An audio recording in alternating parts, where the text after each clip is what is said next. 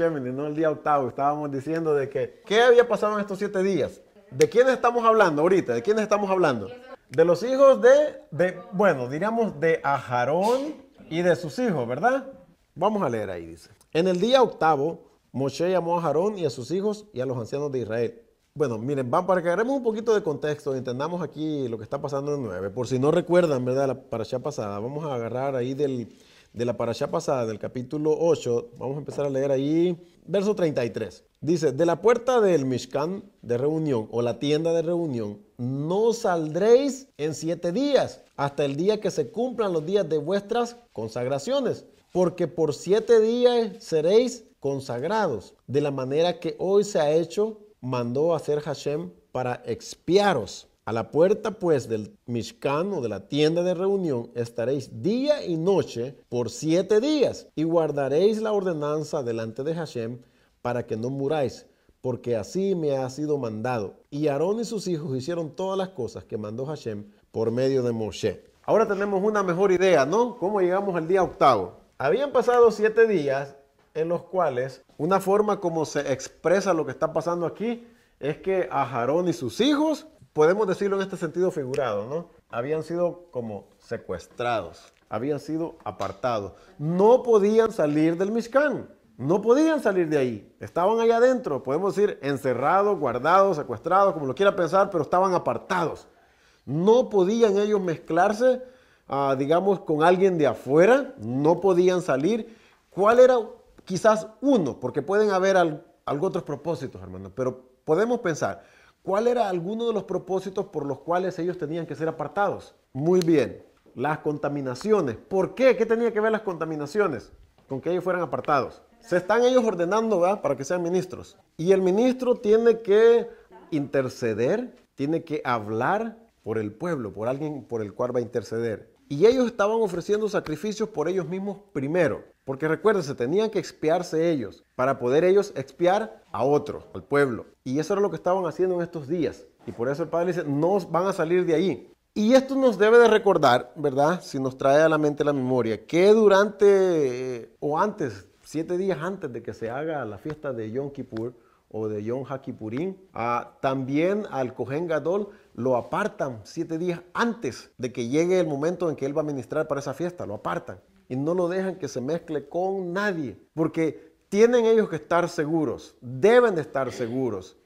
de que él no ha sido contaminado con nada para que él pueda, porque va a entrar al lugar Kadosh Kadoshim, al lugar santísimo, como se le conoce, ¿verdad? Y él no puede entrar ahí con ninguna mancha.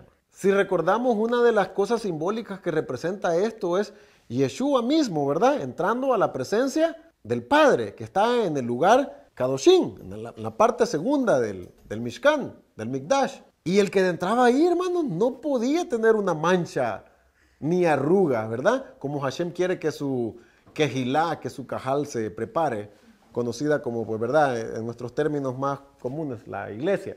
¿Verdad? Como una iglesia, ¿verdad? Como dice el texto, pura, santa, sin mancha y sin arruga. Y entonces, ¿a qué se referirán esas manchas y esas arrugas? A las contaminaciones, ¿verdad? Entonces, pero bueno, volvamos al enfoque. No están ellos preparándose y ellos están listos ahora, en el día octavo, para empezar a ministrar. Una de las cosas que nos tiene que llamar la atención el día octavo, hermano, es que no es un día regular. ¿Por qué no es un día regular, hermano? ¿Por qué se sale del patrón? ¿Por qué se sale de lo normal, de lo que siempre hemos conocido? ¿Por qué? Cuando usted escucha, mira, trata de analizar el día octavo, ¿qué es lo que nos tiene que llamar la atención? Bueno, ustedes han aprendido que esa es una de las cosas que significa, ¿no? La eternidad. ¿Pero por qué? ¿Por qué el día octavo tiene que ser diferente? ¿Por qué se sale del patrón que tenemos establecido aún en las observancias de las fiestas y todo? Pero eso ya nos brincamos de las cosas que trata de significar. Pero antes de arribar a ese concepto, ¿por qué nos tiene que llamar la atención? Gracias, hermana. Porque la semana tiene 7 días y porque todos los ciclos de tiempo siempre van por 7. Y a octavo se sale de ese patrón, se sale de ese ciclo. 7 días de la semana, las 7 fiestas del año. Tenemos el año, 7 años, ¿verdad? De la Shemitah. 7 ciclos de 7 años que forman 49 más el último que es el del jubileo. Todo va por 7. Ese es el ciclo del tiempo. El tiempo, como usted y yo lo conocemos, está formado por 7, por unidades de 7, ya sea que vayan en incremento, pero siempre son unidades de 7, siempre. Entonces, cuando llega el día octavo o el concepto de octavo, se sale de ese patrón, se sale de ese ciclo, se sale del ciclo del tiempo, como nosotros lo conocemos. Y es por eso que una de las interpretaciones que es la eternidad. Porque ya no se sigue contando otra vez 1, 2, 3, 4, 5, 6, 7. 1, 2, 3, 4. Ya se rompió ese patrón. Y es por eso que esta fiesta, que es una fiesta separada por sí misma, no tiene muchas explicaciones. Porque de eso, la verdad, hermanos, cuando analizamos y hemos hablado de esto, la Torah no nos da especificaciones, no nos da detalle de qué es lo que va a pasar, de lo que simboliza el día octavo, qué es lo que va a pasar después. Porque ahí entra lo que se habla, lo que se conoce como el Olam Haba, que es la eternidad. Olam eterno, la eternidad, el Olam Haba. Ahora, ellos están apartados, ¿verdad? Para no contaminarse. Y el día octavo simboliza, como estaban diciendo, la eternidad, ¿verdad? Que es fuera del ciclo, porque trasciende, porque va más allá, hermanos. Ahora, después del día octavo, ellos ahora ya están listos para ministrar en el día octavo. ¿Qué nos debería de nosotros, entre algunas de las cosas que podría simbolizar el día octavo, llamarnos la atención? Recordemos, hermana, que la Torah no tiene detalles como de más, extras, o le pusieron algo ahí para que llene un espacio. Tiene que simbolizar esto el día octavo, y en la forma no solamente que simboliza la eternidad, pero en la forma como los hijos de Aarón, como Aarón y sus hijos están representando estas cosas. La Torah representa más allá de lo físico y de las cosas normales que se están haciendo en el pueblo de Israel, como las fiestas, que hay que hacer esto y lo otro en tal día y todo eso. ¿Qué más nos tiene que ayudar o qué tiene que representar? ¿O qué tenemos que mirar en nuestras mentes que está representando? Ok, estamos diciendo que ellos están, ¿verdad? Están en el Mishkan, están por 7 días. Y hasta después del 7 días, en el octavo, ellos salen. ¿Qué pasa después de que ya salen? ¿Por qué salen? Ya se estuvieron preparando, ¿verdad? Ya están listos. ¿Y quién, de acuerdo a lo que usted y yo conocemos, ¿verdad? En lo que nosotros creemos, en el libro de Hebreos habla de que Yeshua está en el Mishkan, ¿verdad? En el Mikdash, que está en los Shamayim, delante de la presencia del Padre, en el lugar santísimo, ¿verdad? Y entonces, ¿en qué tiempo estamos? ¿Recuerda cómo interpretamos esas cosas? Sabemos que Él va a venir, ¿verdad? Entonces, ¿cómo nos enseña la Torah ahora de qué es lo que está sucediendo allá y cómo van a pasar estas cosas? Que hasta que termine ese ciclo de tiempo, entonces Él va a salir también de allá, de los Shamayim, porque está listo para venir a ministrar aquí a la tierra por su pueblo y por la humanidad. Tenemos que hacer esas comparaciones, hermanos. Tenemos que forzar nuestra mente a tratar de mirar esas cosas en la Torah. Porque recuerden que Yeshua dijo que la Torah, los profetas y los salmos hablan de Él. Si yo no puedo ver nada en Yeshua de lo que está pasando con Aarón y sus hijos, pierdo la visión de lo que la Torah me quiere decir. Por eso la Torah no puede ser obsoleta, hermano. Cuando usted y yo estudiamos la Torah, me hace ver lo que ya, de las cosas que sabemos de Yeshua, pero tenemos que ponerlas en perspectiva. Tenemos que ponerlas en ese orden. Si el libro de Hebreos me dice a mí que Yeshua está en el lugar santísimo y los hijos de Aarón estaban en el lugar, ¿verdad? Estaban apartados. Y al pasar los 7 días, llegando al octavo, ellos salieron listos para ministrar por el pueblo. Entonces, si Yeshua no ha venido, ¿qué me dice eso a mí? Que todavía está allá, y lo sabemos, nos lo dice el libro de Hebreos, porque se está preparando, hermano, para poder venir y ministrar por su pueblo, por la humanidad, en el octavo día. Pero que hemos hablado de las cosas del tiempo, hermano. ¿En qué año estamos, hermanos? ¿En qué año estamos? No estamos en el 2011, hermano. No estamos en el 2011. Esa era la cuenta romana. De acuerdo al año judío, estamos en el 5771. Y si estamos contando las cosas bien por el tiempo, ¿cuántos días faltan para el día sexto? Ok, ahora, recordemos una cosa que siempre he tratado de traerles a la mente, hermano. De que esto hay un margen de más o menos, y no podemos decir 10, 5 años, porque si supiéramos años, pues entonces supiéramos exactamente en qué año estamos, ¿verdad? Pero dentro de esto hay un margen. Cuando el Kohen Gadol entraba en el día de Yom Kippur, el día de las expiaciones, conocido, y estaba presentando su petición, intercediendo por los pecados del pueblo afuera, ¿cómo estaba el pueblo?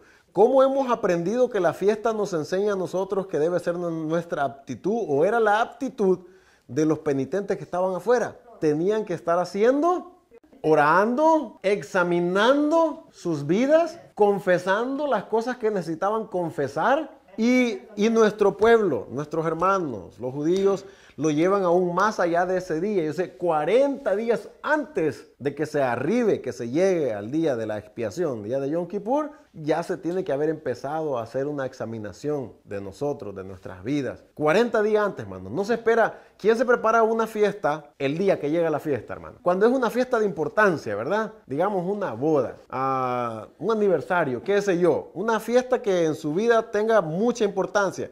El día llegado usted empieza a hacer todos los preparativos o se prepara con tiempo. Se prepara con tiempo, ¿verdad? Entonces, sabemos que nos estamos preparando para el día de la expiación final, el Yom Kippur, y que Yeshua está en los Shamayim allá, ¿verdad? Intercediendo ante el Padre, como dice Yohanan, como dice Juan, ¿verdad? Abogado tenemos ante el Padre. Eso era lo que estaba haciendo el Cohen Gadol, intercediendo por el pueblo ante el Padre. Y es lo que representaba él, pues la obra de ese Mesías que siempre han estado esperando. Entonces, nuestra vida, ¿cómo tiene que ser? También nosotros tenemos que estarnos preparando. Y dentro de esas cosas, caben muchas cosas que tenemos que hacer. Una de ellas, pues, es escudriñar las Escrituras, ¿verdad? Y dentro de la parashá de esta semana, en esos 3 capítulos que se están hablando, hay algo otro, podremos decir quizás otros subtemas. Y hablando de solo estudiar, vamos a entrar al capítulo 10, ¿verdad? Y hay un subtema que está relacionado con lo que estamos hablando ahorita de preparación. Y vamos a analizar ahora, teniendo esto en mente, ¿verdad? Del capítulo 10, los eventos del capítulo 10. Entrando el verso 1, sabemos qué fue lo que pasó. Y ya hemos hablado algunas veces,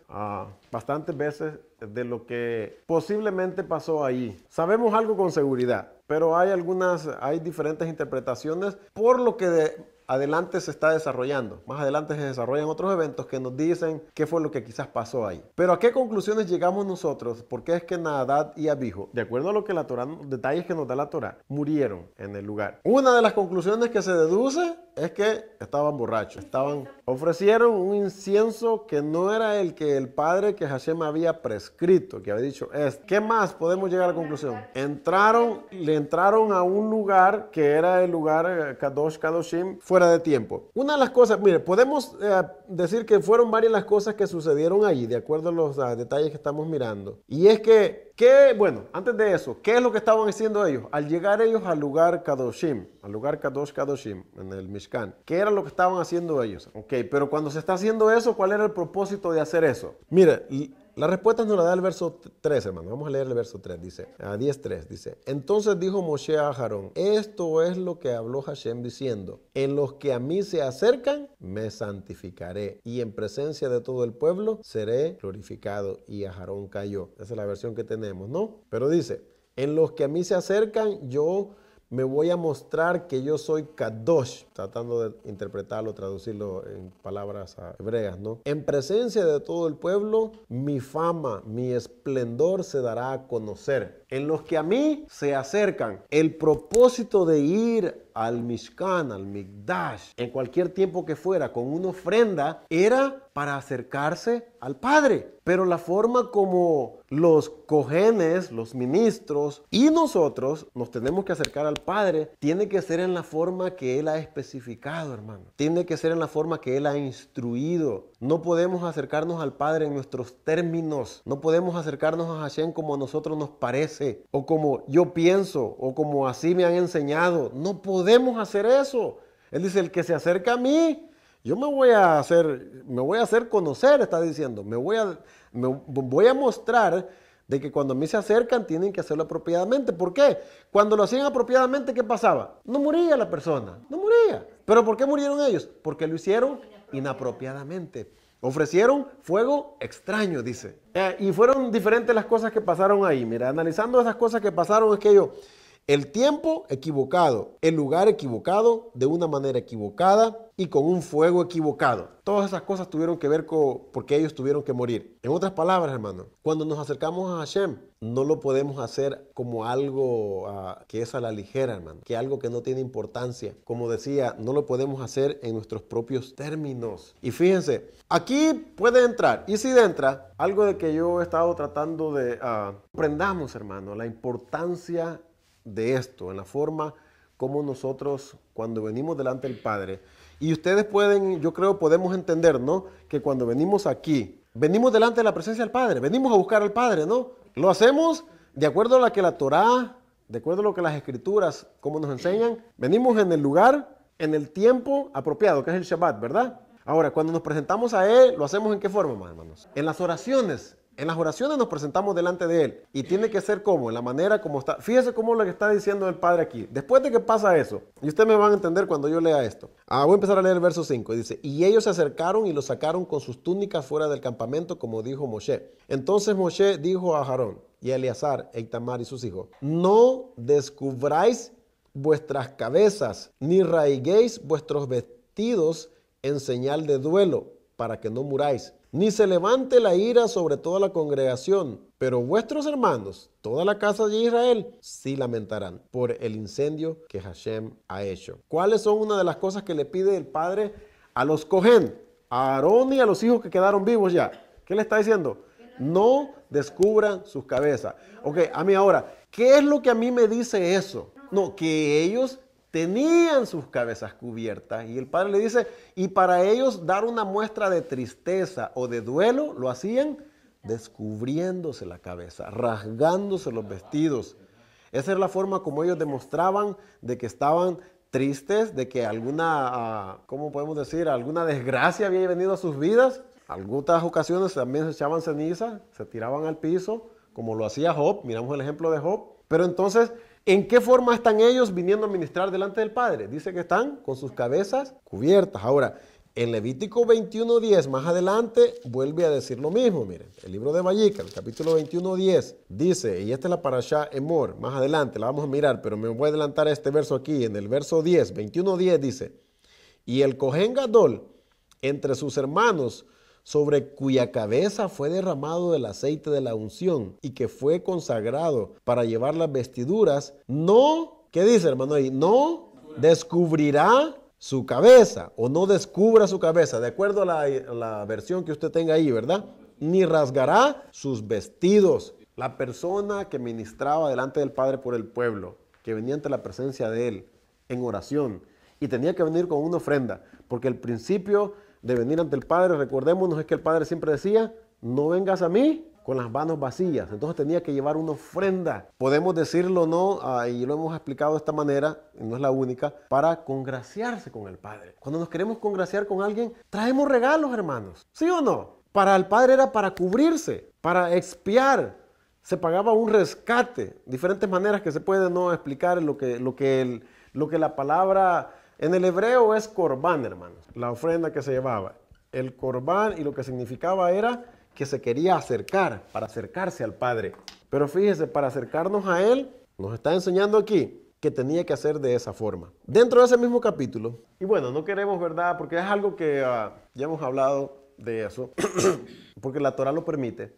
Queremos aprovechar la oportunidad de recordar el por qué hacemos las cosas que hacemos, hermano. No es tanto por tradición o porque pues es la costumbre nuestra en esta congregación. Son cosas que la Torah nos está enseñando que así se hacen, hermano. Y nosotros sabemos que Shaul Catán, ¿verdad? Como se le conoce, el apóstol Pablo, habla de estas cosas, de cubrirse. Y aunque a veces se presta quizás para mirar una interpretación diferente, el punto es que podemos ver el ejemplo en la vida de Israel, cómo ellos se acercaban al Padre y cómo ellos lo hacían, ¿verdad? No era tanto, y fíjense, parte de eso sí era parte de su cultura, sí era parte de sus tradiciones y sus costumbres, traer la cabeza cubierta, sí era parte de ellos. Pero cuando la Torah me está diciendo de que no lo hagan, ya entonces también se sale solamente de que ya no es solamente tradición y cultura y costumbre. Ahora el Padre está esperando que se haga de esa manera. Sí, está diciendo hoy, delante de mí no se presenten con sus cabezas descubiertas. Por eso es que cuando Él da las especificaciones de cómo tiene que estar vestido el Cohen cuando venga delante de Él, habla de que le vas a hacer una mitra, ¿verdad? Era la cosa que, un turbante, ¿verdad? Es una palabra que no es kosher esa, ¿verdad? Pero es como está la traducción ahí. Como se puede traducir del hebreo esa, como un montecito decía, como un little hill.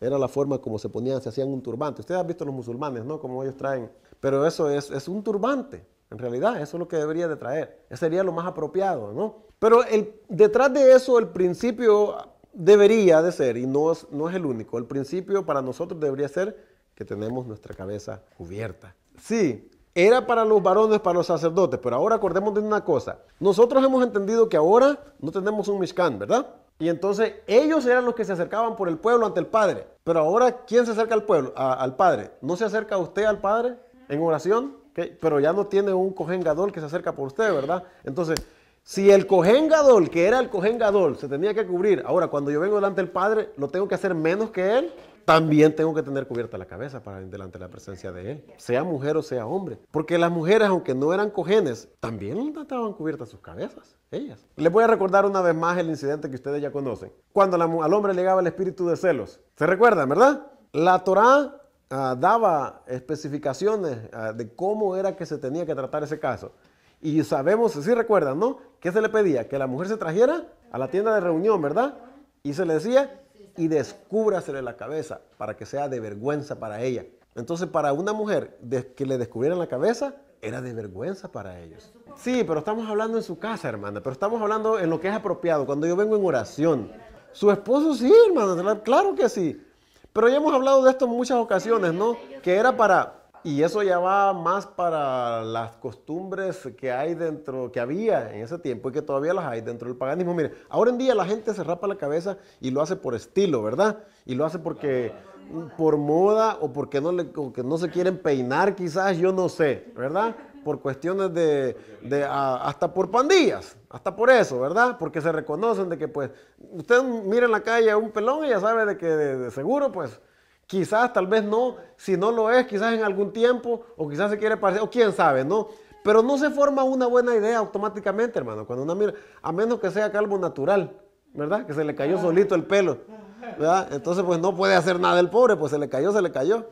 Pero de eso, a que yo esté con una rasura, ¿por qué? Porque los egipcios, era una costumbre egipcia eso, los paganos lo hacían. Para ellos, el cabello era algo que era como un estorbo para presentarse ante sus dioses. No cabía la idea de esa de raparse, ¿no? Porque era lo que hacían los otros pueblos para presentarse delante de sus dioses.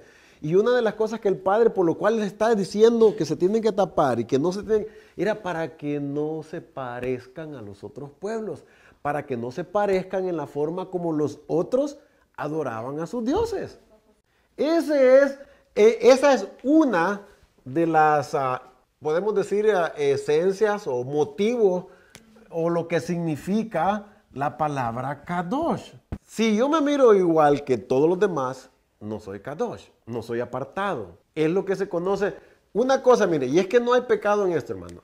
O es Kadosh o es lo que se llama común. Israel es Kadosh, hermano. Las naciones es lo que es común. Lo común no es pecado. Pero el Padre quiere que se haga una diferencia para que se mire quién es su pueblo escogido. Todo lo que tiene que ver para el servicio del Padre, como pueblo, como vestimos y como comemos, tiene que ser todo Kadosh. No puede ser común, no puede ser común. Por eso hay un día especial, ¿verdad? El Shabbat, ahora, es Kadosh, este día es Kadosh. Los otros 6 días de la semana son comunes. Usted y yo no nos vestimos así, ¿verdad? Para ir a trabajar. ¿Por qué? Porque hacemos una diferencia a lo que venimos. Aquí, nos venimos a presentar delante del Padre. Yo no puedo andar de troquero así, hermano. ¿Verdad que no? Esto no, hermano. La cubierta no. La cubierta no. Y la ropa tampoco no. ¿Sabe por qué? Porque en los 6 días, aunque sean días comunes, usted se va a mirar igual que los demás. Y usted, entre toda la gente, el Padre quiere que usted se mire diferente.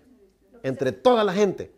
Cuando el mandamiento referente al Shabbat dice 6 días harás toda tu obra, se está refiriendo a nuestros trabajos, obviamente, ¿verdad? Porque en este día, la reverencia de ese día es que no se trabaja, que no se hace lo que comúnmente se hace entre la semana.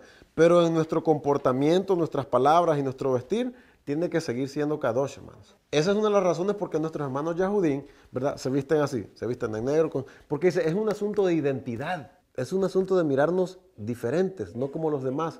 De resaltar, de sobresalir, y eso es lo que el Padre quiere, que su pueblo resalte, que sobresalga. No podemos resaltar si nos miramos igual que los demás, hermanos. No resaltamos.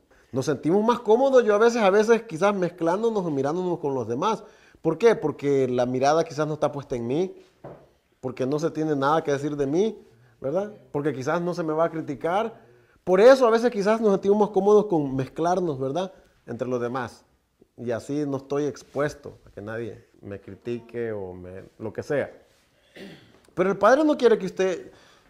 Si nosotros vamos a hacer eso, pues entonces ¿cuál es el propósito? Que el Padre llame un pueblo diferente, apartado, escogido, especial. La palabra misma, su especial tesoro, quiere decir que la niña de sus ojos, todo eso es que está haciendo que hay una diferencia, hermano. Hay una diferencia. Y bueno, en esta hay varias cosas, ¿verdad? Como dije, hay subtemas aquí, pero mire, vamos a seguir leyendo en el verso 7. Y por las cosas que vamos a leer aquí es que podemos también deducir qué es lo que pasó ahí con Nadab y Abijú, ¿verdad? Y por qué el Padre espera de que ellos sean diferentes. Dígame, hermano.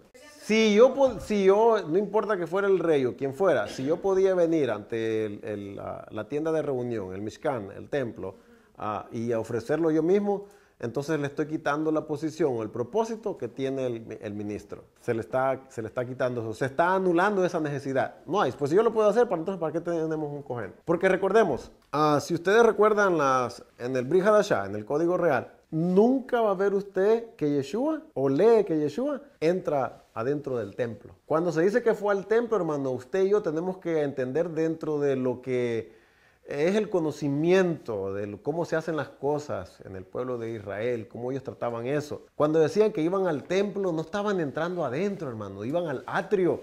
Ellos venían aquí, hermanos. Acordémonos que los únicos que podían entrar aquí eran los cojenes y una persona que iba a ofrecer un sacrificio de paz o a hacer un sacrificio por algún pecado, una culpa, solamente ellos. Los demás se quedaban afuera. Imagínese usted que fuera de un pueblo en el desierto, como con 5 millones de personas, todos entrando ya a la hora que quieran adentro del templo. ¿Qué sería lo apartado de este lugar? ¿Qué sería lo especial de este lugar? ¿Qué desorden sería que todo el mundo entrara y saliera? En realidad, cuando Yeshua dice que llegó al templo y tiró las mesas de los cambistas, aquí afuera que tenían las cosas vendiendo para los sacrificios. Nunca entró él aquí adentro. Sí, pero cuando se construyó el otro, recordémonos que el patrón era el mismo, hermano, el de Salomón. No se podía hacer algo diferente. Sí, hermana, mire, el templo, yo no sé si ustedes obtuvieron una copia del disco que hizo el hermano, ¿verdad? Y pudieron mirar, recuérdense.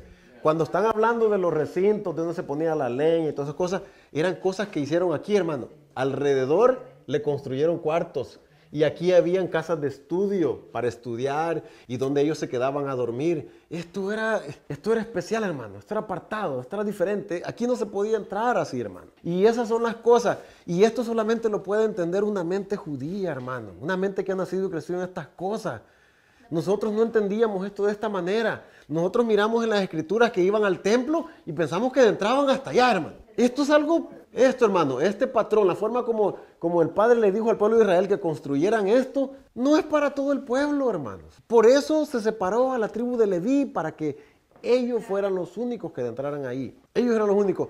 Lo que pasa es que nosotros, cuando leemos en el Brit Hadashah estas cosas, sin una mente que interpreta bien estas cosas, de acuerdo a la cultura, la costumbre y de acuerdo a la Torah, lo sacamos de contexto, hermano. Si se imagina, vamos para el templo. En aquel tiempo la gente dice, vamos ahí al templo. No, hermano, no era así.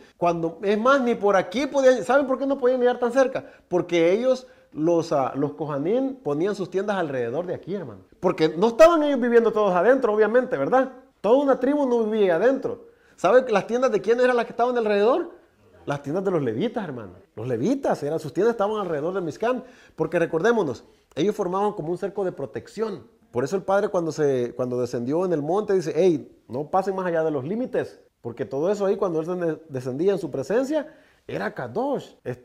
Su presencia estaba ahí. Todo donde llegaba su presencia era separado, era apartado, era especial. No podía solamente de entrar. Y por eso decía que no traspasen los límites. Todo tenía su propósito, su función y su simbolismo también, podemos decir. Entonces, no lo podemos hacer nosotros de esa manera, hermano. No podemos interpretar de que ahora sí es permitido. Ahora sí se puede. Porque ahora podemos entrar, ¿verdad? Por la sangre de Yeshua hasta el lugar santísimo. Sí, pero fíjate que no entro por mí mismo. Cuando yo voy, cuando oro al Padre, ¿verdad? Lo hago todavía con un corbán. Lo hago con una ofrenda. Y es la ofrenda de Yeshua. Es el sacrificio de Él. Alguien paga por eso. La muerte, ¿verdad?, del animalito permitía que la persona que ofreciera un sacrificio, la muerte de un corderito, permitía que él pudiera entrar allá a ofrecerlo. Si no llevaba un cordero ni iba a hacer ningún sacrificio, no tenía ningún business que hacer allá adentro. Nada. Entonces, ¿cómo yo voy a la presencia ahora a acercarme al Padre? Tengo que ir con un sacrificio también. Y es el de Yeshua, ¿verdad? Es la única manera que me puedo acercar al Padre. A través de, por sus méritos, por su sacrificio, por su muerte, es que yo lo puedo hacer. De otra manera, no lo pudiera hacer. Ahora, dentro de este mismo capítulo hay un subtema que presentamos la otra vez. No sé qué tanto hablamos de esto, pero en el capítulo 10, en el verso 16, Bueno, perdón, hermano, no terminé de leer aquí que estaba leyendo. Verso 9. Leí el 7, no, ¿verdad? Ni saldréis de la puerta del Mishkan de reunión, de la tienda de reunión, porque moriréis, por cuanto el aceite de la unción de Hashem está sobre nosotros. Fíjense que si ellos se atrevían a salir y en el tiempo que no era, morían también, dice. No será solamente morir al entrar a la presencia de él inapropiadamente. Si ya estaban adentro y se suponía que no tenían que salir afuera a contaminarse, también podían morir si se salían, Así que la puerta, como se dice, se mueve para los dos lados, para adentro y para afuera. Dice 9, tú y tus hijos, ¿a quién le está hablando el Padre? A Aarón. Tú y tus hijos contigo no beberéis vino ni sidra cuando entréis en él, en la tienda de reunión, para que no muráis. Estatuto perpetuo será por vuestras generaciones, para poder discernir entre lo kadosh y lo común. Podemos traducirlo así, hermano. Sería apropiado decir lo profano. Porque mira, la palabra profano para usted y para yo como que da una connotación negativa, ¿verdad? Y es que es malo, no es que es pecado, simplemente no es especial, simplemente es común, lo profano. Lo que es apartado, lo que es kadosh, y lo profano lo podríamos decir, y lo que es común. Dígame, hermano. No, ya le había hablado antes, hermano. Ya le había hablado antes. Pero bueno, sigue diciendo. Bueno, el verso 10 lo voy a leer para que entremos con el contexto apropiado. Dice, para poder discernir entre lo kadosh y lo común, y entre lo inmundo y lo limpio. ¿Y qué sigue diciendo? Y para enseñar a los hijos de Israel todos los estatutos que Hashem les había dicho por medio de Moshe. Aquí está. ¿A quién le encargó el Padre que instruyera al pueblo? A los levitas, ¿verdad? ¿Todos lo tenían que hacer? ¿Todos lo tenían que hacer? No, yo no he dicho los levitas. ¿Todos lo tenían que hacer? Cuando digo todos, estoy incluyendo a todos. No, ¿solamente quiénes? Solamente los levitas. El Padre le encargó a ellos ese trabajo, hermano, para que fueran ministros, para que ministraran por él. ¿Por qué, hermanos? Porque a ellos se les instruyó y se les enseñó cómo era que ellos tenían que presentarse ante el Padre.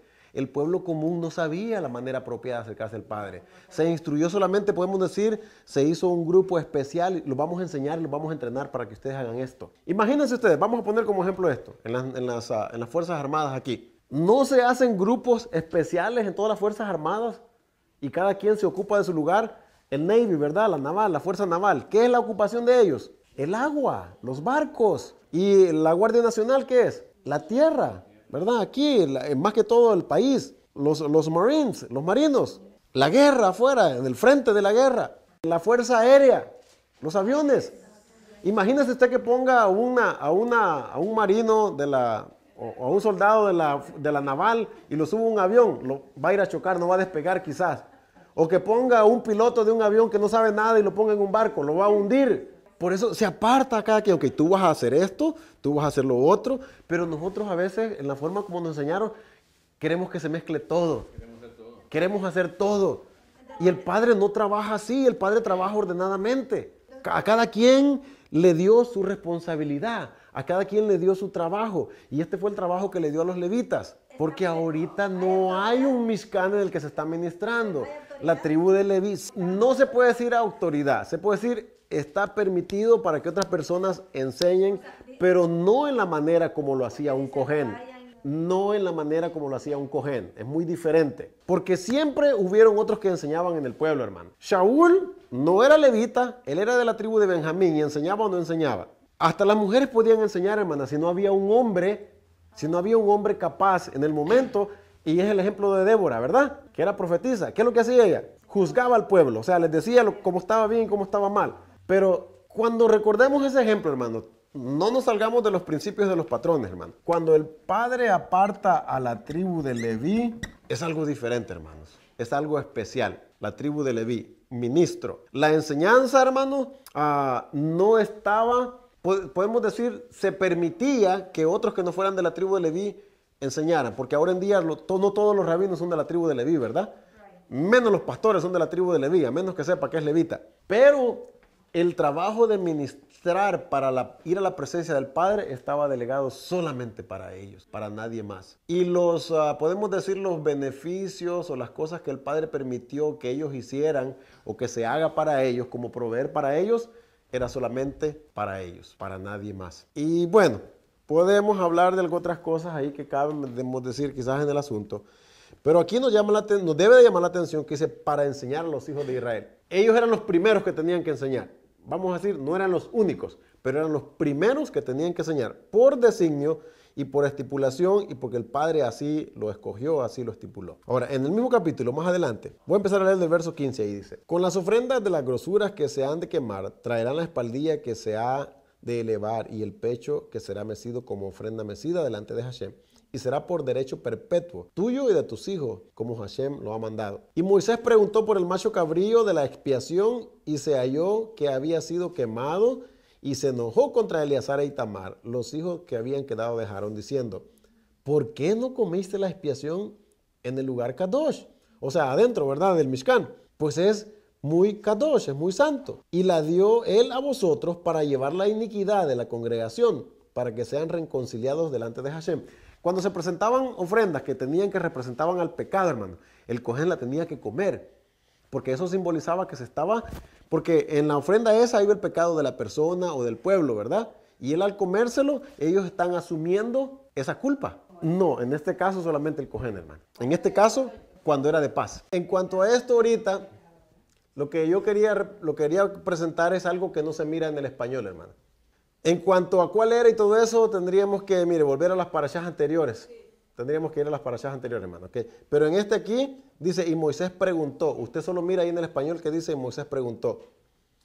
En inglés dice: y Moshe diligently saw. En inglés podría decirlo: buscó 2 veces. En inglés, traduciendo al español, sería: diligentemente buscó. Y él... En español se puede traducir de esta manera, pero en el hebreo solamente dice drash, dice 2 veces, hermana. Drash. Y es donde viene la palabra midrash. ¿Se recuerdan, verdad? Midrash. Drash quiere decir estudiar, hermano. Estudiar, buscar, estudiar. Y cuando dice ahí, diligentemente buscó, Moshe buscó.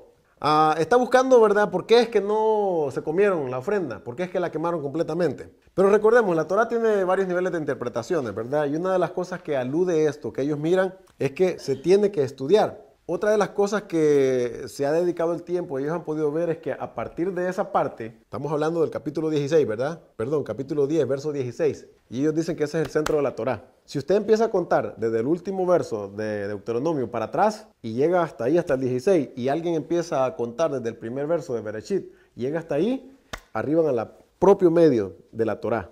Palabra por palabra, estoy hablando, las mismas palabras. Lo podemos decir así, de los 5 libros. La Torah, cuando escuchamos la Torah ya sabemos los 5 libros, ¿verdad? Ok.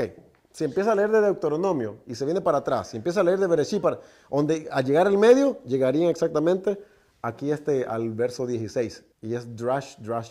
Capítulo 10 de Levítico y el verso 16. Es el puro centro de la Torah. Preguntó con diligencia. En el hebreo es drash. Y eso quiere decir, ellos dicen, estudió. Es estudiar. Drash quiere decir estudiar. Mire, les voy a leer algo que es de una rabino que se llama Degel Menahem Efraín. Y lo traduje, ¿verdad?, del inglés. Dice: estas 2 palabras son exactamente la marca media de las palabras de la Torah. Esto nos enseña que la Torah en su totalidad se mueve alrededor de la constante búsqueda. Uno nunca debe parar de estudiar y buscar más profundamente y ampliar nuestro entendimiento de la Torah. Ok, se lo voy a repetir otra vez. Y estas no son mis palabras. Lo traduje del Talmud y dice: estas 2 palabras... Cuando digo estas 2 palabras, estamos hablando de drash, ¿verdad? El centro de la Torah. Son exactamente la marca media de las palabras de la Torah. Esto nos enseña que la Torah en su totalidad se mueve alrededor de constante búsqueda. Uno nunca debe parar de estudiar y buscar más profundamente y ampliar nuestro entendimiento de la Torah. Y para eso les puedo citar el código real. Juan 5.39, los que lo saben de memoria, ¿cómo dice? 5.39, los que se lo saben de memoria, hermano, no han leído toda su vida. Escudriñad las escrituras, porque a vosotros os parece que en ellas tenéis la vida eterna, y ellas son las que dan testimonio de mí. Escudriñar. En el hebreo, Yeshua está diciendo drash. Eso es escudriñar, hermano, buscar. Pero dice que busque diligentemente. Busca. Es lo que está diciendo Yeshua. Escudriña, busca la Torah para que mires los tesoros que hay ahí, para que mires las cosas que habla de mí. Segunda de Timoteo, capítulo 2. Muevan sus manos, hermanos. Segunda de Timoteo, capítulo 2. Y el verso 15. Que usa bien la palabra. ¿Qué más sigue diciendo, hermano? Usted y yo creo que para estas alturas ya sabemos cuál es la palabra de verdad, ¿verdad? Verdad. Torah emet, ¿verdad? Para los que ya están familiarizándose con eso, ¿verdad? Perdón. Procura con diligencia. Eso quiere decir estudiar, hermano. Traduciéndolo a otras palabras. Presentarte ante Hashem aprobado, como un obrero que no tiene de qué avergonzarse. ¿Qué es la palabra obrero? Alguien que trabaja, alguien que busca, alguien que hace algo, hermano. No podemos sentarnos y decir, ya Yahshua lo hizo todo por mí, lo único que tengo que hacer es creer, no tengo que hacer nada. Eso no es lo que el mismo Pablo está diciendo aquí, y no es lo que Yeshua está diciendo allá en Juan 5:39. Dice que escudriñemos y que lo hagamos diligentemente. Ahora, bueno, vamos a mirar uno más, ¿no? 1 Corintios 8:2. Y si alguno se imagina que sabe algo, aún no sabe nada como debe de saberlo. ¿Qué quizás nos quiere decir eso, hermano? Que cuando estudiemos, que lo hagamos con humildad, hermano. Que no piensa que porque usted estudió bastante y usted ya sabe más que el otro. O sea, no sabe nada, dice Pablo. ¿Sí? Pero eso quiere decir que no tengo que estudiar. ¿Eso es lo que está diciendo ahí? No está diciendo eso, hermano. Porque entonces, mire, siempre para todo hay una contraparte, ¿verdad? Que nos tiene que hacer pensar. Ahora, si yo me voy para la Shema, ¿qué dice la Shema, hermana? Deuteronomio, capítulo 6. Dice, Deuteronomio, la Shema, hermanos, ¿cómo dice en el verso 7? Bueno, voy a leer del verso 6, dice, y estas palabras que yo te mando hoy estarán sobre tu corazón. ¿A qué palabras se estará refiriendo? A los mandamientos, ¿verdad? ¿Por qué, hermano? ¿Cómo deduzco yo que se trata de eso? Porque el capítulo anterior, el capítulo 5, son los mandamientos los que están ahí. ¿Ya? Y dice ahí, y estas palabras que yo te mando hoy estarán sobre tu corazón y las repetirás a tus hijos y hablarás de ellas estando en tu casa y andando por el camino y al acostarte y cuando te levantes. Ese es el mandamiento que cuando le preguntaron a Yeshua, ¿verdad? ¿Cuál de los mandamientos de la Torah es el más importante? Ama a Hashem tu Elohim de todo tu corazón, con toda tu alma. Fíjense lo que nos está diciendo. Al levantarnos, al acostarnos, al andar por el camino. ¿Cómo podemos aplicar eso nosotros en nuestras vidas? Cuando nos levantamos, no sé si usted y yo, pues ya tal vez no tenemos hijos a los que las tenemos que decir, ¿verdad? Y si los tenemos, tal vez no nos quieren escuchar, ¿verdad? Porque ya están grandecitos. Pero el mandamiento no se ocupa en explicar que si puede o no puede, por qué características. Simplemente dice, al levantarte, tiene que enfocarse en que si están en tu casa, ¿verdad? Te tienen que escuchar. Son tus hijos, están en tu casa y cuando te levantes, háblales de estas palabras. Al acostarse, recuérdales estas palabras. Pero si se levantan y se acuestan, ¿verdad? No quiero decir cómo, ¿verdad? Porque la gente se siente ofendida, ¿verdad? ¿Cómo se levantan y cómo se acuestan, hermano? Sí, ya han escuchado eso, ¿no? Sí, hace eso. Para echarse hacen eso las vacas. Dobla sus rodillas y para descansar en la noche. Casi nunca las ve ustedes, no se acuestan, pues, ¿verdad? Pero cuando quieren descansar en la noche, eso es lo que hacen, doblan sus rodillas. Y cuando andan por el camino, o sea que si se van por ahí, ¿verdad? Para el McDonald's o para las películas o para, quién sé yo, al mall, le van recordando en el carro sus palabras a sus hijos diciéndole, ay, mija, acuérdate lo que dice. A veces no cumplimos estas cosas que nosotros recitamos y hablamos, hermano. No las ponemos en práctica en nuestras vidas. Y es por eso que estamos a veces como estamos. Es por eso que estamos así, hermano. Es por eso que fallamos tanto. Porque si estas palabras andan constantemente en nuestros oídos, en nuestra mente, en nuestro corazón, crea que va a ser más difícil que fallemos, hermano. Tiene un propósito esto. No fue puesto ahí nomás de adorno en la Torah, hermano, en las Escrituras. Pero es porque no hacemos así, es que tanto nuestros padres como nosotros como hijos fallamos, hermano. Miren, el tema del capítulo 11, de Vayikra 11, recordemos que dijimos, ¿no? Que esta parashá la podemos dividir en 3 secciones, ¿verdad? El día octavo, hablamos de él, la muerte de Nabal y Abijo, y ahí entran unos subtítulos que acabamos de estar hablando.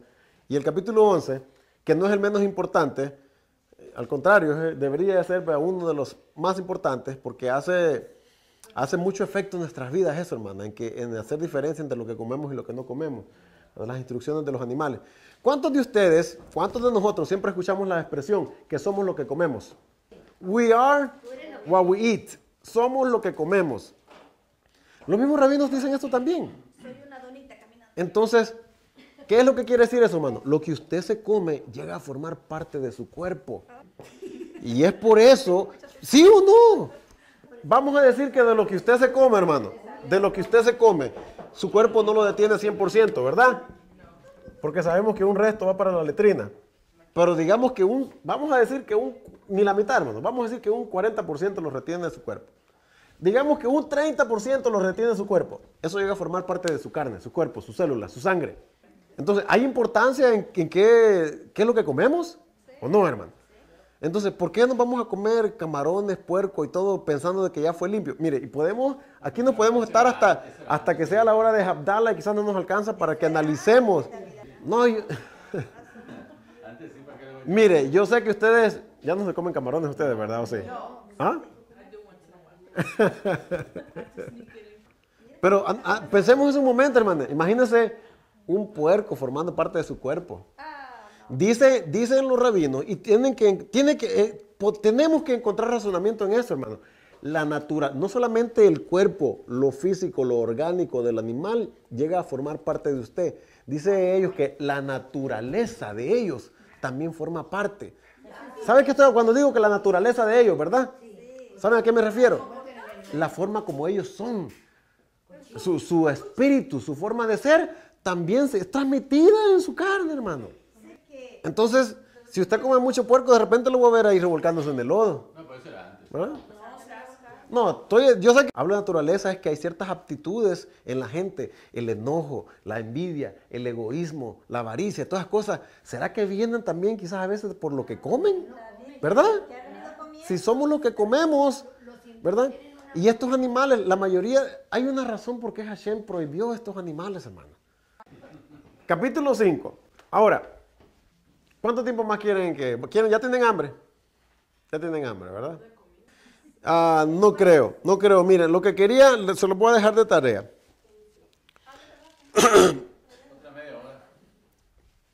El casco.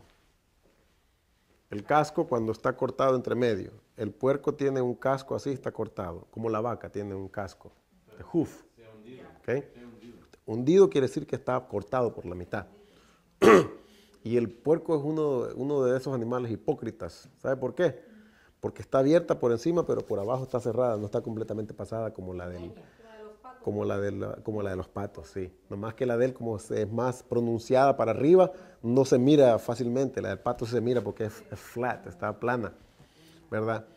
Pero como queriendo decir, mira, yo soy kosher, cómeme, pero no rumia, ¿verdad? O el camello sí rumia, pero no tiene la pezuña hendida, por eso tiene que tener las dos características. ¿Por qué rumia? Horas, hermano, la cabeza. ¿Ah? O rumiar es que mastican la comida muchas veces, tienen 4 estómagos. Y pasa de un estómago a otro y va pasando el compartimiento y va filtrando. Va filtrando la comida. ¿Y qué es lo que hace cuando la filtra? Que le va sacando las impurezas, le va sacando lo malo. Y lo que llega a formar parte de ella después de esa comida es limpio. Y por eso lo podemos comer. Por eso lo podemos comer. Nosotros tenemos doble intestino, entonces menor y mayor. Tenemos 2, sí.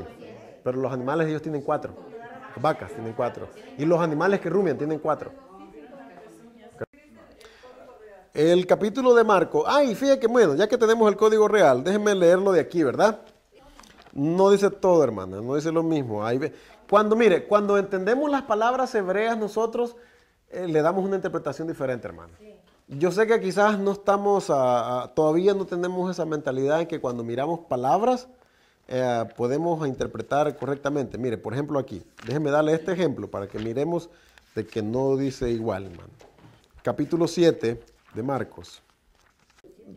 Tenemos que educarnos nuevamente a cómo se leía el Brit Hadashah, porque los libros no están en el mismo orden, hermano. No están en el mismo orden.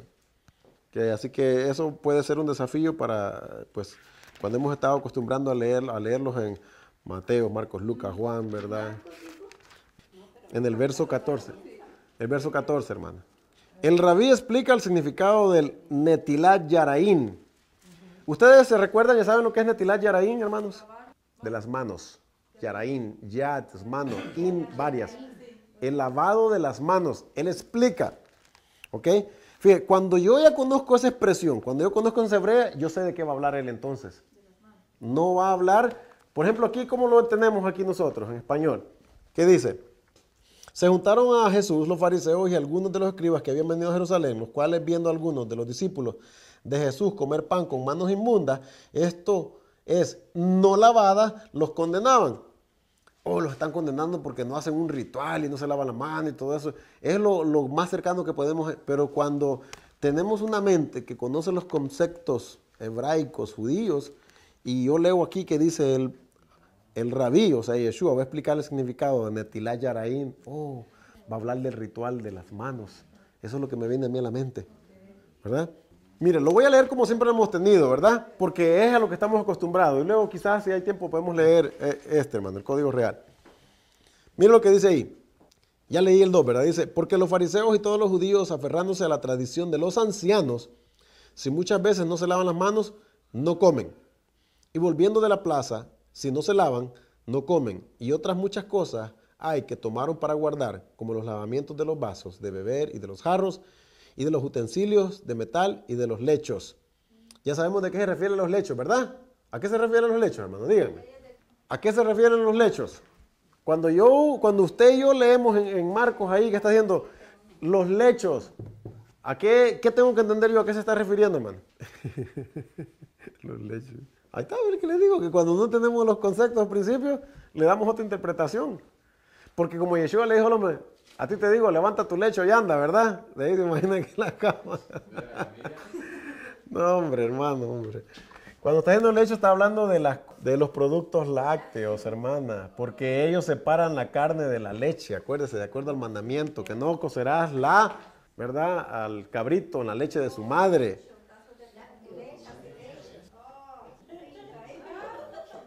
Real, dice el verso 4. Y al regresar del mercado, si no se hace primero Netilat Yaraim, no se coma. Además imponían otras cosas que debían ser observadas rigurosamente, como la purificación de copas, jarros y utensilios de metal. Así lo traduce aquí. No menciona nada de camas aquí el Código Real. Pero bueno, el punto es este, hermano.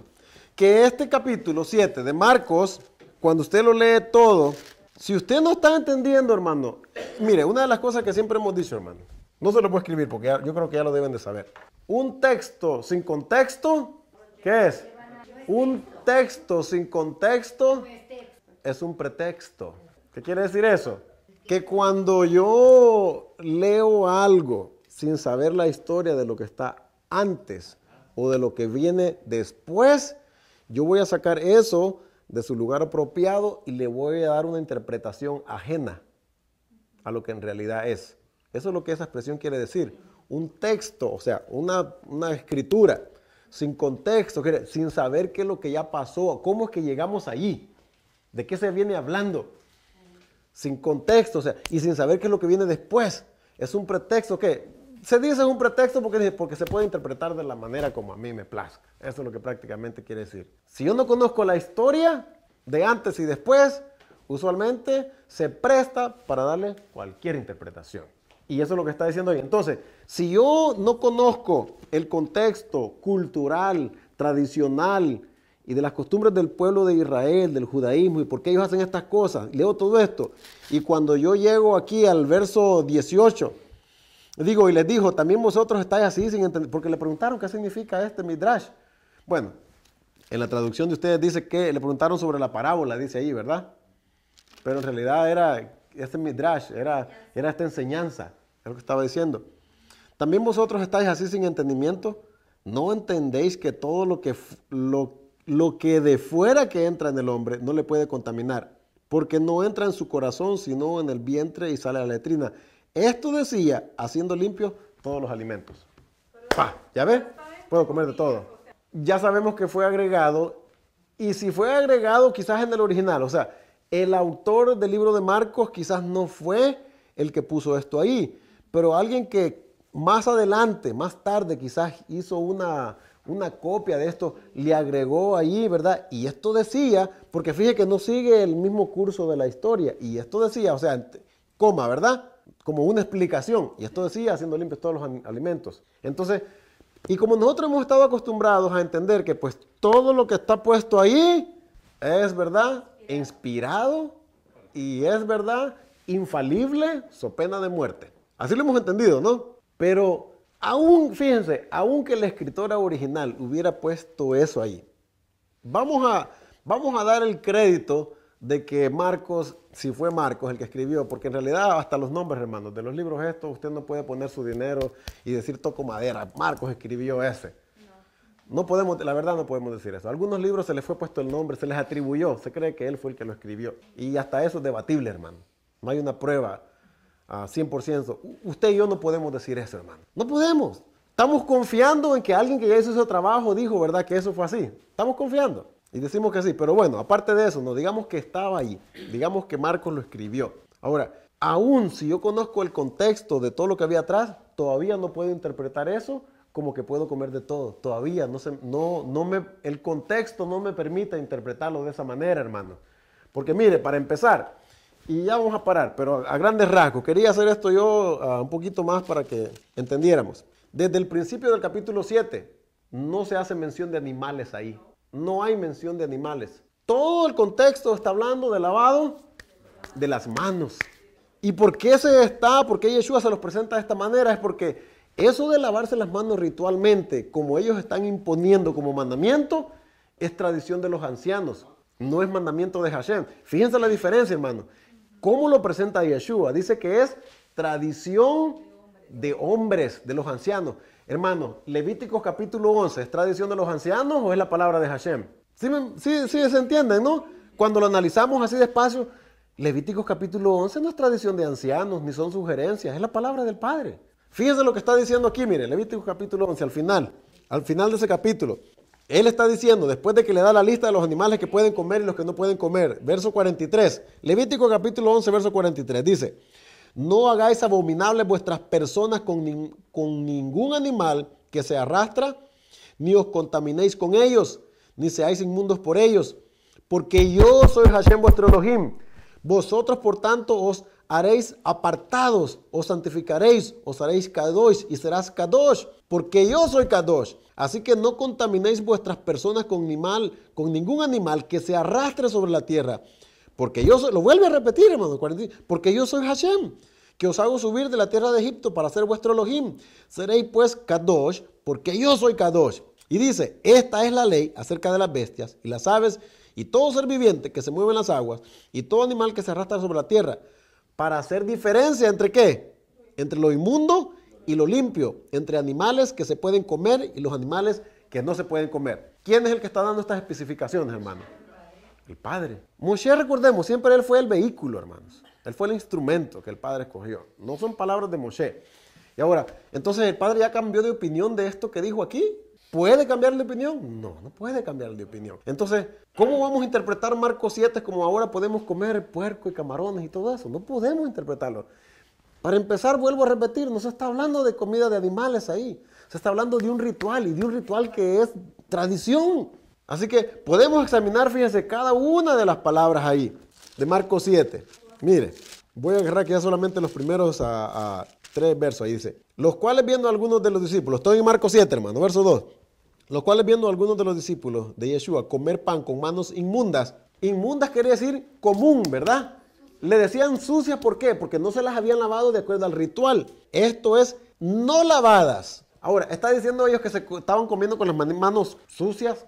¿Será hasta que están diciendo que comen así? No, usualmente nos lavamos las manos para comer. Sabemos que es higiénico, pero aquí no se está tratando de lavarse las manos comúnmente. Cuando yo voy nomás a lavarme las manos, está hablando de hacerlo con un jarro se pasaban ¿verdad?, el agua y hacían una oración. Y después la otra, ¿verdad?, solamente los meñiscos de aquí para abajo, ¿verdad? Esas son las cosas, sí, esas son las cosas que hay. Y ellos habían impuesto como que si fueran mandamientos mismos. Y eso es lo que está diciendo, hey, no vengas a poner eso a mis discípulos. Porque los fariseos y todos los judíos, aferrándose a la tradición de los ancianos, ¿a qué estaban aferrados ellos? ¿A los mandamientos o a la tradición? A la tradición de los ancianos.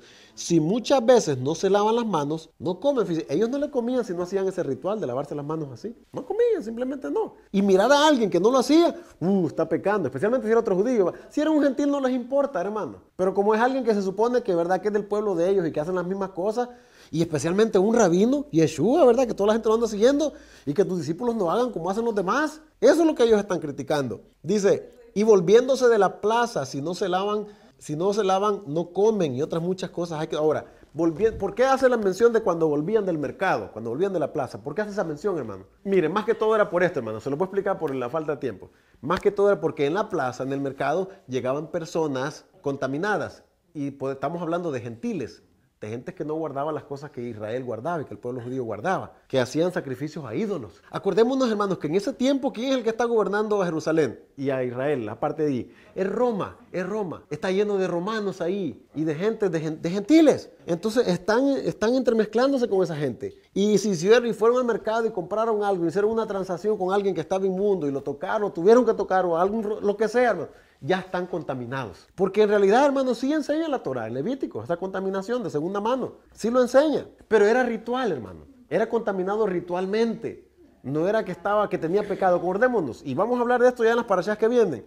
La contaminación ritual no es pecado. El estar inmundo ritualmente no es pecado. Simplemente que en ese estado usted no puede ir a presentarse ante el Padre así. Algunas de las contaminaciones, ¿cómo se quitaban, hermano? Y a la puesta del sol. Poniéndose el sol. Se da un baño y ya está limpio. Pero no como aquel muchacho que se recuerdan que les conté que me dijo, oh, tú no comes, ¿verdad? Ah, me dijo, júntate con nosotros, me dijo. Nosotros comemos de todo, me dijo. 3 Ave Marías, un Padre Nuestro y estamos limpios. Sí, ¿verdad? Ya se arregló el problema, ¿verdad? No está así de fácil la cosa, hermano. No así nos evitaron, pero no es así, hermano. El Padre es ordenado, ¿verdad? El Padre hace las cosas de una manera bien especial. Esas son tradiciones de hombre, esas son costumbres, ¿verdad? No tienen nada que ver con los mandamientos. Pero bueno, vamos a parar ahí, hermanos, ¿verdad? Podríamos mucho que hablar de los alimentos aquí.